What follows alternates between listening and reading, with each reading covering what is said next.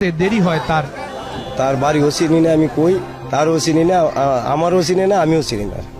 তো কিসের মামলার আসামি হইলাম এটাও জানি না। 1 মাস 5 দিন পর আমার মহামান্য আদালত আমার জামিন মুক্তি দেওয়ার পর আমি পরের দিন বেরোবো, আমারে ওই সোনেরেস্ট ডাইকা জেলখানা ডাইকা আবার একটা মামলা লাগাই দিছে, আখাউড়ার মামলা। এখন আখাউড়া আসলে আমি আখাউড়া গেছি না কোনোদিন। এদিকে শাহ আলমের মামলায় আসামি হয়ে বাড়ি ছাড়া ঠিকাদার গৌতম দেব। আসামি থেকে বাদ দিতে মোটা অঙ্কের টাকা দাবি করেন শাহ আলমের বাবা। আমাকে ব্যক্তিগত আক্রোশ এবং বিভিন্ন টাকা পয়সার জন্য বিভিন্নভাবে হয়রানি করে আমাকে আসামি দেওয়া হয়েছে। আপনি যদি 5 লাখ টাকা দেন তাহলে আপনার ভাইকে আমি আসামির দিকে বাদ দিয়ে দেবো। আমি বললাম আপনি কীভাবে বাদ দিবেন? ওইটা আমরা থানাতে গিয়ে আমরা একটা দিব, কাগজ দিলে পরে এটা থানার ওসি হিসেবে এটা বাদ করে দেবো।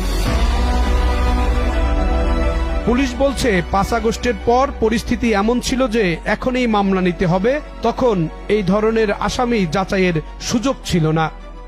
মামলা নেওয়ার পরে আমাদের মূল কাজটা হলো ইনভেস্টিগেশনে আমরা এটা সঠিক তথ্যটা বের করব। সঠিক তথ্য বের করলে যারা আসলে প্রকৃতপক্ষে ঘটনার সাথে জড়িত ছিল তাদের বিরুদ্ধে কোর্টে প্রতিবেদন যাবে। খুব কঠিন না এটা?